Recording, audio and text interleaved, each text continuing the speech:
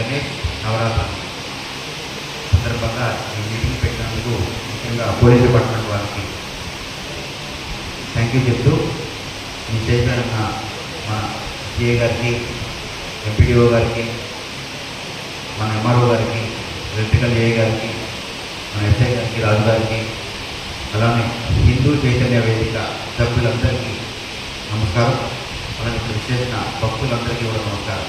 అలానే మా ముస్లిం బాయ్స్కి, అలానే క్రిస్టియన్ వాళ్ళకి కూడా నమస్కారం. గణేష్ చవితి ఇందాక మరి సీఎం గారు చెప్పారు, గణేష్ చవితి ఎందుకు సెలబ్రేట్ చేసుకుంటామని చెప్పారు.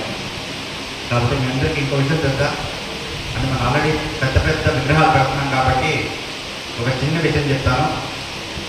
ఆల్రెడీ అన్నీ వాళ్ళు చెప్పేశారు ఎట్లా ఉండాలి ఏంటి అని చెప్పేశారు. కాబట్టి గణేష్ చవితి ఇదివరకు ఇంట్లో పెట్టేసి వాళ్ళు అంత అక్కడి వరకు పూజ అయిపోయింది. కానీ 1893 1893లో బ్రిటిష్ వాళ్ళు ఒక జీవో తీసుకొచ్చారు. ఆ టైంలో ఒక జీవో తీసుకొచ్చారు. ఏంటంటే పెద్ద పెద్ద గ్యాదరింగ్స్, ఇండియా వాళ్ళందరూ కలిసి, భారతదేశంలో ఉన్న వాళ్ళందరూ కలిసి, హిందువులందరూ కూడా కలిసి పెద్ద పెద్ద గ్యాదరింగ్స్ ఎక్కడా పెట్టకూడదు, ఇండియన్స్ ఎక్కడ కూడా గుంపుగా ఎక్కడ ఉండకూడదు అని చెప్పి ఒక నిబంధన తీసుకొచ్చారు. అది మన బాలగంగాధర పేరునే ఉంటారు కదా చాలామంది. ఆయన యాక్చువల్గా అప్పుడు ఏం చేశారంటే, మనల్ని దేశం కోసం ఆపగలరు కాబట్టి దేవుడి పేరు చెప్తే మనం ఎప్పుడు ఆపం కదా. సో అందుకని ఏం చేశారంటే, రిలీజియన్ ఏదైనా కానీ హిందూస్ అందరినీ కూడా వేదిక మీద తీసుకురావాలి అని చెప్తే, దేవుడి విగ్రహాన్ని, మన బాగా నమ్మే వినాయకుడి విగ్రహాన్ని వీధుల్లో పెట్టాలి అని చెప్పి ఒక ఇది తీసుకొచ్చారు ఆయన బాలగంగాధర తిలక్ గారు. అందరినీ కూడా వీధుల్లో రప్పించడానికి అప్పుడు పెద్ద పెద్ద ఐడియాస్ని పెట్టేవారు. సో దీని ద్వారా మనకు చాలా ఉపయోగాలు. ఒకటి ఏంటంటే, నిమజ్జనం టైంలో డీటెయిల్ పెట్టేవాళ్ళు. ఇప్పుడు మనం లాస్ట్ ఒక 10 days నుంచి చూస్తే వినాయకుడు తీసుకునేటప్పుడు కూడా డీటెయిల్ వచ్చేసి కదా. ఇదివరకు ఇట్లా ఉంటుంది, ఇట్లా లేదేమో. ఇదివరకు కూడా ఎట్లా పెట్టేవాళ్ళమా?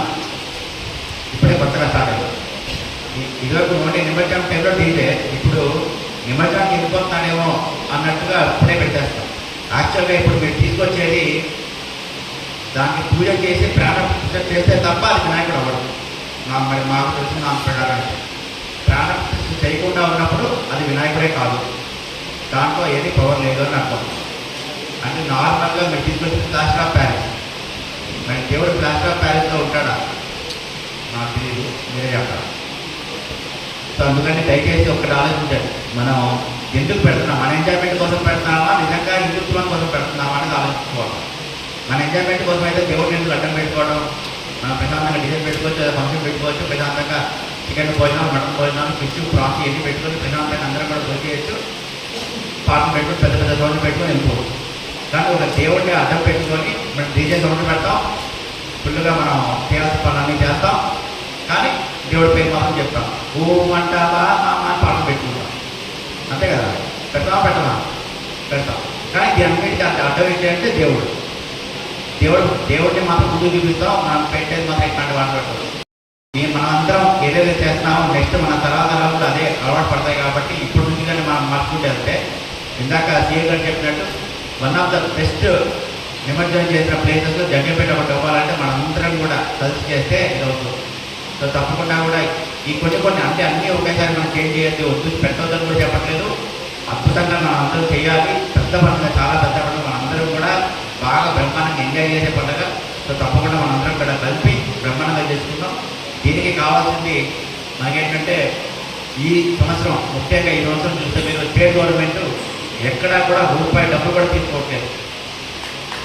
స్టేట్ గవర్నమెంట్ మొత్తం కూడా నాట్ ఈవెన్ సింగిల్ రూపీ కూడా మన నుంచి కలెక్ట్ చేయట్లేదు. అలానే పర్మిషన్ కావాలంటే ఇదివరకు పోలీస్ స్టేషన్కి వెళ్ళాలి, ఎంఆర్ఓ ఆఫీస్ గారి దగ్గరికి వెళ్ళాలి, మున్సిపల్ ఆఫీస్ కావాలి, లెటర్ ఇవ్వాలి. కానీ ఇప్పుడు మీరు అందరూ తిరగక్కర్లేదు. ఒకే ఒక చోటికి వెళ్తే సింగిల్ విండో, ఒక చోటికి వెళ్తే అన్ని డిపార్ట్మెంట్ పర్మిషన్లు అక్కడే ఉండిపోతాయి. ఎగ్జాంపుల్ మున్సిపల్ ఆఫీస్ అన్నాం అనుకోండి, మున్సిపల్ ఆఫీస్లో మీకు పోలీస్ డిపార్ట్మెంట్ ఉంటుంది, ఎలక్ట్రిసిటీ డిపార్ట్మెంట్ ఉంటుంది, మున్సిపల్ డిపార్ట్మెంట్ ఉంటుంది, టౌన్ ప్లానింగ్ ఉంటుంది, ఎంఆర్ఓ గారు పంపిస్తారు. సో అంతా కలిపి ఒకటే చోట అయిపోతుంది. సో మొత్తం కలిపి 10 నిమిషాల ప్రాసెస్. సో మీరందరూ కూడా తప్పకుండా కూడా ఎక్కడెక్కడైతే విగ్రహాలు పెడతారో ఆ విగ్రహాల ప్లేసెస్ మొత్తం కూడా ఇస్తే దానివల్ల వచ్చే లాభం ఏంటంటే, ఒకటి మున్సిపాలిటీ నుంచి శానిటైజేషన్, ఇక్కడ మనం శానిటైజేషన్ చేయాలి, ఇక్కడ ప్రసాదాలు పంచి పెడతారు, రేపు పొద్దుకు మళ్ళీ అది క్లీన్ చేయాలని మాకు ఒక అవగాహన ఉంటుంది. అలానే మీరు పెట్టేటప్పుడు ఇంకొక ముఖ్యమైన విషయం అండి, పక్కన వాళ్ళకి డిస్టర్బెన్స్ లేకుండా పెట్టుకోండి. మొన్న హైదరాబాద్లో ఒక చిన్న ఇన్సిడెంట్ జరిగింది. రంగారెడ్డిలో ఫంక్షన్కి వెళ్ళాం. అక్కడ మెయిన్ రోడ్డు మీద దాదాపు ఒక 5 అడుగులు వచ్చేసి మెయిన్ రోడ్డు బస్సు వెళ్ళడానికి దారి లేదు, పూర్తిగా ట్రాఫిక్ జామ్. 5 అడుగులు వచ్చేసారు, మెయిన్ రోడ్డు మీద మొత్తం పెట్టేశారు. పెట్టేసి పెద్ద పత్రి వేసేసారు. మరి ఎవరు కంప్లైంట్ ఇచ్చారు ఏమో తెలియదు, కానీ జేసీబీ వచ్చేసి మొత్తం కూలిపోయింది. దాదాపు నాకు తెలిసినంత 2-3 లక్షల రూపాయలు నష్టం. అట్లా కాకుండా రోడ్డు ఎప్పుడైనా అంబులెన్స్ అయినా ఏదైనా కూడా చాలా ఇబ్బందికరంగా ఉంటుంది. రోడ్డు మొత్తం పోయకుండా పక్కన వాళ్ళకి ఇబ్బంది లేకుండా పెట్టుకుంటే అందరికీ కూడా బాగుంటుంది. అలానే శానిటేషన్కి కానివ్వండి, లేకపోతే పోలీస్ డిపార్ట్మెంట్ వాళ్ళకి కానివ్వండి, లేకపోతే సచివాలయం కానివ్వండి, అంత కంఫర్టబుల్ ఉంటుంది. కాబట్టి మీరు ప్రతి ఒక్కరు కూడా రిజిస్ట్రేషన్ చేయించుకొని పెట్టుకోండి. మీకు అందరికీ కొంతమంది తెలుసుండొచ్చు, ఒక చిన్న ఇన్సిడెంట్ జరిగింది. ఒక అద్భుతమైన నిమజ్జనం చేస్తున్నారు, చాలా పెద్ద విగ్రహం నిమజ్జనం చేస్తుంటే మధ్యలో డీజే ఆపేశారు. మధ్యలో డీజే ఆగిపోయింది. యాక్చువల్గా ఆపేయడం కదా, ఆగిపోయింది. అది యాక్చువల్గా ఆగిపోతే అక్కడ ఉన్న వాళ్ళు కొంతమంది ఉంటారు కదా, కొంత ఎనర్జెటిక్గా ఉన్నారు, ఆ టైంలో మంచి ఊపిలో ఉన్నారు అన్నమాట. ఊపిలో ఉంటే ఈ డీజే ఆన్ చేసేవాడిని నువ్వు పెడతావా వస్తావా అన్నట్టు వాడిని గొడవ దిగారు. అదేమో ఆనబట్టలేదు. ఎందుకు ఆనబట్టలేదో ఎవరికి తెలియదు. పవర్ రావట్లేదు, పవర్ సప్లై ఆగిపోయింది. వాటి మీద గొడవ స్టార్ట్ చేశారు. వాడిని ఇక కొట్టే అంత పని చేశారు అందరు కలిసి. అక్కడున్న కొంతమంది వీళ్ళు కూడా తగిన జాగ్రత్తలు తీసుకుంటూ మంచి కార్యక్రమం చేయాలి, మన జగ్గంపేట ఒక రోల్ మోడల్ అవ్వాలి అని చెప్పి కోరుకుంటూ, అలానే ఎమ్మెల్యే గారు ఇంకొక చిన్న విషయం చెప్పమన్నారు. సో ఎవరైతే నిమజ్జనం సాంప్రదాయబద్ధంగా మేళతాళాలతో చేస్తూ, అంటే మూవంటావా పాట కాకుండా, తొడగడతా పాట కాకుండా, రారా చూస్తున్న పాట కాకుండా, నిజంగా భక్తి పాటలతో ప్లస్ మంచి వినాయకుడిని, ప్లాస్టర్ ఆఫ్ ప్యారిస్ కాకుండా, కొన్ని కండిషన్స్ ఉన్నాయి, ప్లాస్టర్ ఆఫ్ ప్యారిస్ కాకుండా చేస్తారు. వాళ్ళకి 50 నుంచి 1,00,000 రూపాయల వరకు బహుమతి.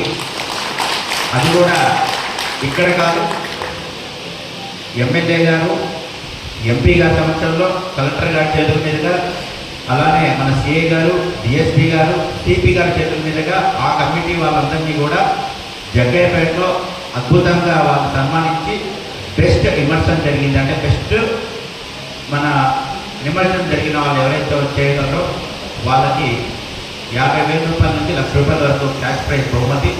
ప్లస్ 50,000 1,00,000 రూపాయలు పెద్ద మనకి లెక్క కాదు, ఎందుకంటే మనకి చాలా పడుతూ వచ్చేస్తే లక్షల్లో మనం ఖర్చు పెడతాం. కానీ ఒక పేరు ఉంటుంది సారా, ఈ టీం ఏదైతే ఉన్నారో సరే, ఎగ్జాంపుల్ ఒక ఏరియా వాళ్ళు తెలుగు బజార్ వాళ్ళు బ్రహ్మాండంగా చేశారు అనే పేరు ఏదైతే ఉంటుందో, అది మెట్టిగూడ వాళ్ళు బ్రహ్మాండంగా చేశారు, ఆకుల వారి వీటి వారు బ్రహ్మాండంగా చేశారు అనే పేరు ఏదైతే ఉంటుందో అది పేరు మాత్రం స్టేట్ వైడ్ మారిపోతుంది. కాబట్టి ఇది గమనించి మీరందరూ కూడా బ్రహ్మాండంగా చేసుకోవాలి పండుగ అని చెప్పి కోరుకుంటూ ఈ అవకాశం ప్రతి ఒక్కరికి ధన్యవాదాలు. Thank you. జై హింద్. భారత్ మాతాకి.